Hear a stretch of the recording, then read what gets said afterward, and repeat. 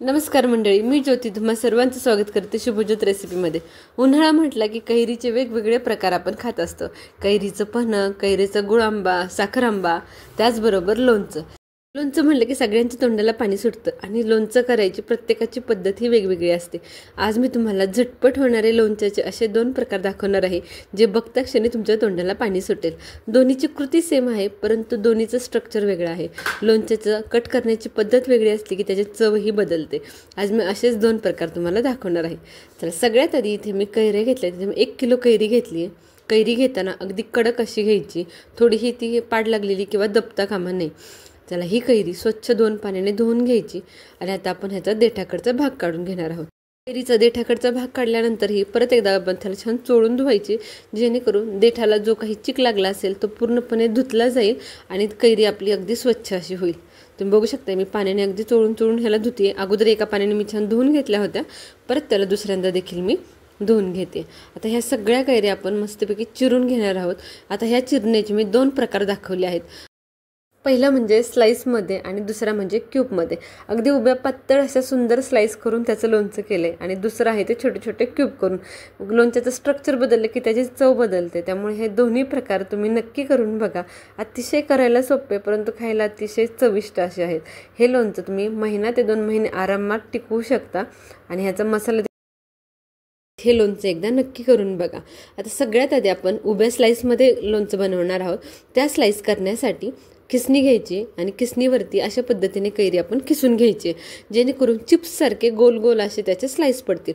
आता हे स्लाइस आपण नंतर पुढे छानपैकी कट करून घेणार आहोत, पण एकसारखे कट व्हावेत यासाठी सगळ्यात आधी आपण अशा प्रकारे स्लाइस करून घ्यायच्यात। जर तुमच्याकडे अशा प्रकारची खिसणी नसेल तर तुम्ही चाकूच्या सहाय्याने देखील त्याचे गोल काप करू शकता।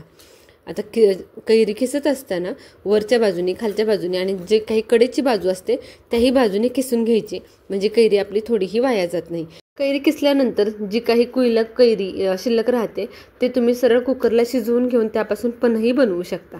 चला, अशा पद्धतीने सगळ्या स्लाइसेस छान करून घ्यायच्या आणि ह्या स्लाइसेस एकावर एक ठेवून त्याला उभे कट द्यायचे।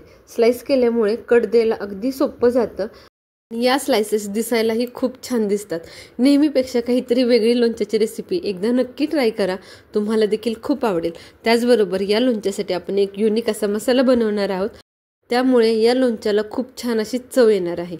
चला, सगळे स्लाइसेस मी आज अशा प्रकारे छान करून घेते।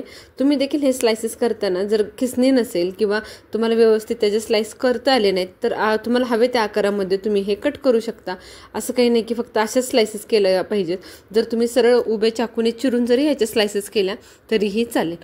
फक्त खिसणीने केल्यामुळे जास्त क्वांटिटीमधील कैरी देखील अगदी सहजपणे झटपट अशी कट करून होते। आता यातली जवळजवळ मी 1 किलो कैरीतली अर्धा किलो कैरी इथे मी खिसून आणि त्याचे स्लाइस करून घेतल्यात। फक्त 10 ते 15 मिनिटात हे माझं काम झालंय। चला, आता ही सगळी कैरी एका पातेल्यामध्ये काढून घेते आणि आता आपण जी फोडीची कैरी करणार आहोत ती करायला घेऊयात। आता कैरीच्या फोडी करताना देखील दोन्ही बाजूनी छानपैकी कैरी चिरून घ्यायची। आतमध्ये जिथपर्यंत कुई लागते तिथपर्यंत चिरून घ्यायची, म्हणजे संपूर्ण गर आपल्या लोणच्यामध्ये येतो। चला, अशा पद्धतीने मी ह्याचे छोटे छोटे क्यूब करून घेणार आहे। आता ह्या देखील तुम्ही अख्ख्या उभ्या स्लाइसेस ठेवल्या तरीही चालेल, म्हणजे छोटे क्यूब करण्या अगोदर जे आपण उभ्या स्लाइसेस पाडतोय तशा ठेवल्या ना तरी देखील चालेल। साठवणुकीचं लोणचं करायला जर तुम्हाला अडचण येत असेल किंवा तुम्हाला जर वाटत असेल की लोणचं जास्त दिवस राहू शकणार नाही, त्याला बुरशी येईल किंवा काय, तर तुम्ही ही रेसिपी एकदा नक्की फॉलो करा, म्हणजे झटपट असं होणारं हे लोणचं तुम्हाला खायला देखील आवडेल आणि जास्त दिवस टिकवायची ही काही गरज नाही। महिना ते 1.5 महिन्यामध्ये तुम्ही आरामात त्याला संपवू शकता आणि करताना देखील छोट्या छोट्या क्वांटिटीमध्ये देखील करू शकता। हे लोणचं इतकं टेस्टी होतं ना 2 महिनेसुद्धा राहत नाही। माझ्या तर घरात हे लोणचं महिन्याच्या आत संपूनही जातं। या लोणच्यामध्ये सगळ्यात महत्त्वाचा हिरो इन्ग्रेडियंट आहे ते म्हणजे ह्याचा मसाला, जो आपण पुढे आता बनवणार आहोत। हा मसाला तुम्ही डिटेलमध्ये बनवा, जसा मी दाखवला आहे त्याच पद्धतीने बनवा। तुमच्या कैरीचं लोणचं यावर्षी अगदी सुपर टेस्टी होणार आहे। मला कमेंट सेक्शनमध्ये देखील तुम्ही आवर्जून सांगा हे लोणचं बनवल्यानंतर की तुम्हाला कसं वाटलं। चला, आता कैरीच्या फोडी दोन्ही करून घेतल्यात। आता आपण इथे लसूण ठेचून घेऊयात। लसूण थोडेसे जास्त क्वांटिटीमध्ये घ्यायचं आहे, कारण लसूण आपल्याला दोन्ही लोणच्यांसाठी वापरायचं आहे। आता सुरुवातीला मी निम्मा ठेचून घेतला, एवढा मला पुरणार नाही आहे, अजून थोडं लसूण नंतर ठेचून घेणार आहे। आता सगळ्यात आधी कैऱ्यांमध्ये दोन्हीकडे हळद घालायची आहे। साधारण 1 चमचा मी हळद घातली आहे, त्याचबरोबर 1 चमचा लाल तिखट घालायचे। आता जे उभे स्लाइसेस केलेल्या कैऱ्या होत्या ते मला थोडंसं स्पायसी बनवायचं होतं, त्यामुळे मी त्यात अर्धा चमचा लाल तिखट परत एकदा थोडंसं जास्त घातलं. एक स्पायसी आणि एक मीडियम स्पायसी असे 2 प्रकारांमध्ये मी बनवते. तर आता घालूयात मीठ. इथे साधारण मी 2 चमचे घातले. दोन्हीमध्ये 2-2 चमचे मीठ घालून घेतले. लोणच्यामध्ये मिठाचं प्रमाण थोडंसं जास्त ठेवा, म्हणजे ते छान मुरतं आणि टिकतं देखील. चला आता मीठ घातल्यानंतर ही छान मिक्स करून घेऊयात. आत्ताच असं बघून तोंडाला पाणी सुटते, एवढं टेम्पटिंग असं हे दिसतंय. चला आता पलीकडे मला थोडंसं स्पायसी बनवायचं होतं स्लायसेसमध्ये, त्यामध्ये मी एक चमचा लाल तिखट जवळजवळ जास्त घातलं आहे. चला हे दोन्ही मिक्स करून छानपैकी बाजूला ठेवून देऊ आणि आता घेऊयात आपला मसाला करायला. मसाल्यासाठी 1 कप जिरी, 1 कप बडीशोप, 1 कप मोहरीची डाळ आणि पाव कप मेथीदाणे घेतलेत. मेथीदाण्यांचा फ्लेवर ह्या लोणच्याला खूप छान असा येतो. तुम्ही तुमच्या आवडीप्रमाणे मेथीदाणे कमी जास्तही करू शकता.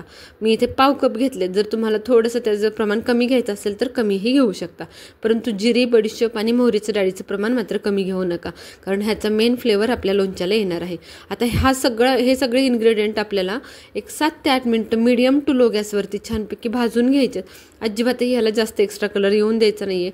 छान खमंग असे भाजून याला आपण वाटून घ्यायचे. भाजताना थोडे जरी ते लालसर झाले तरी त्याचा कडवट अशी चव आपल्या लोणच्याला येऊ शकते. चला आता हा मसाला आपण आपल्या लोणच्यामध्ये घालून घेऊयात. आता इथे मी स्लाइस केलेल्या कैरीमध्ये मी साधारण 3 ते 3.5 चमचे मसाला घातला आहे आणि जी क्यूब केलेली कैरी होती त्यामध्ये देखील मी 3 ते 3.5 चमचे मसाला घालून घेतला आहे. मसाला तुम्ही तुमच्या आवडीप्रमाणे कमी जास्त करू शकता, परंतु अर्धा किलोच्या लोणच्यासाठी अगदी 3 ते 3.5 चमचे परफेक्ट असा हा मसाला होतो. इथे मी दोन्हीकडे अर्धा किलो घेतले, त्यामुळे दोन्हीकडे 3 ते 3.5 चमचे घालून घेतले. आता मसाला घातल्यानंतर परत एकदा हे छान मिक्स करून घ्यायचे. हा मसाला तुम्ही साठवणुकीच्या लोणच्यामध्ये देखील घालू शकता, खूप छान अशी चव येते. ज्यावेळेला आपण विकतचा लोणच्याचा मसाला घालतो त्याच वेळेस हाही मसाला घालायचा, अतिशय भन्नाट अशी चव आपल्या लोणच्याला येते. चला दोन्ही हे छान मिक्स करून झाले. आता यावर आपण खमंग अशी फोडणी घालणार आहोत. तुम्ही बघू शकता किती सुंदर असं हे दिसतंय. आता फोडणीसाठी सुरुवातीला मी लसूण थोडासा ठेचून घेतलेला, तो कमी वाटत होता म्हणून मी परत एकदा लसूण हा ठेचून घेते. इथे मी साधारण 4 ते 5 कुड्या सोलून घेतल्या होत्या आणि त्या अगदी ओबडधोबड अशा ठेचून घ्यायच्यात. खूप जास्त ठेचायचे नाही आहे, त्यामुळे मी मिक्सरला किंवा खलबत्त्यामध्ये ठेचून घेतल्या नाहीत, वाटीमध्ये फक्त थोडंसं क्रश करून घेतलं. चला आता घेऊयात ह्याची फोडणी करायला. फोडणीसाठी गॅसवरती पॅन गरम केला आहे. पॅनमध्ये तेल घालायचे. साधारण मी इथे 1.5 वाटी तेल घातले. आता दोन्ही लोणच्यांमध्ये आपल्याला हे तेल घालायचे, त्यामुळे क्वांटिटी थोडीशी जास्त घेतली. तेल छान कडकडीत गरम होऊन द्यायचं. त्यानंतर यामध्ये घालायचं आहे 1 चमचा मेथीदाणा, 1 चमचा जिरी, अर्धा चमचा बडीशोप आणि त्याचबरोबर आपला हा क्रश केलेला लसूण. आता तुम्हाला हवा असेल तर तुम्ही यामध्ये मोहरीची डाळ घातली तरी चालेल, परंतु मोहरीची डाळ मी अगोदरच मसाल्यामध्ये घातली होती, त्यामुळे मी नंतर ती फोडणीमध्ये घातली नाही आहे. परंतु जिरी, बडीशोप आणि मेथीदाणे आवर्जून घाला, त्यामुळे फोडणीला खूप छान अशी चव येणार आहे. त्याचबरोबर हिंग घालायचं आहे. इथे मी साधारण 1 चमचा हिंग घातला आहे. आता लसूण आपल्याला छानपैकी ब्राऊन कलरवरती करून घ्यायचा आहे, तळून घ्यायचा आहे. त्याला छान असा खमंगपणा आला की आपण गॅस बंद करून घेणार आहोत. आता मी इथं गॅस बंद केला आहे आणि जे काही तेलाची हीट आहे आणि गॅसची हीट आहे त्यावरती त्याला होऊ दिला आहे. आता तेलाचं टेम्परेचर थोडंसं कमी झालं की यामध्ये घालायचे साधारण 1 चमचा लाल तिखट. लाल तिखटामुळे या तेलाला छान रंग येतो आणि तोच रंग आपल्या लोणच्यालाही येतो. आवर्जून लाल तिखट आपण तेल थोडंसं थंड झाल्यावर घालायचे, जेणेकरून आपलं लाल तिखट करपणार नाही आणि पाहिजे असा कलर आपल्या लोणच्याला येईल. तुम्ही बघू शकताय तेल थोडंसं कोमट झाल्यानंतर मी लाल तिखट घातलं होतं, त्यामुळे कलर किती सुंदर असा आपल्या तेलाला आला आहे. आता हे तेल आपण आपल्या लोणच्यामध्ये घालून घ्यायचे. हे फोडणीचं तेल पूर्णपणे थंड झाल्यानंतरच लोणच्यामध्ये घालायचे. अजिबातही कोमट किंवा गरम असताना ते लोणच्यामध्ये घालायचं नाही, नाहीतर लोणच्याला आपल्या बुरशी येऊ शकते. पूर्ण थंड झाल्यानंतर घालायचं आणि दोन्ही लोणच्यांमध्ये छानपैकी मिक्स करून घ्यायचं. लसणामुळे अतिशय टेस्टी असा फ्लेवर आपल्या लोणच्याला येणार आहे. चला आता हे छान मिक्स झालं की भरणीमध्ये भरायचं आणि भरणीमध्ये लोणच्याच्या वरती 1 बोट तेलाचा थर यायला पाहिजे, तेलाचा छान असा लेअर यायला पाहिजे, एवढं आपल्याला तेल घालून घ्यायचं असतं. त्यामुळे आता हे लोणचं जरी परफेक्ट असं तयार झालं असलं तरी भरणीमध्ये भरल्यानंतर आवर्जून बोटभर तेल वरती राहील एवढं तेल घाला. तेल छानपैकी गरम करा, थंड करा आणि त्यानंतर घाला. त्या तेलामध्ये कोणतीही फोडणी करायची अजिबातही गरज नाही. फक्त तेल छान कडकडीत गरम करायचं, थंड करायचं आणि त्यानंतर भरणीमध्ये घालायचं. चला, खमंग आणि अतिशय चटपटीत असं हे आपलं लोणचं तयार झाले. हे लोणच्याचे दोन्ही आकारांमध्ये केलेले प्रकार तुम्हाला कसे वाटले कमेंट सेक्शनमध्ये नक्की सांगा. चॅनलला जर आपल्या आत्तापर्यंत सबस्क्राईब केलं नसेल तर नक्की सबस्क्राईब करा.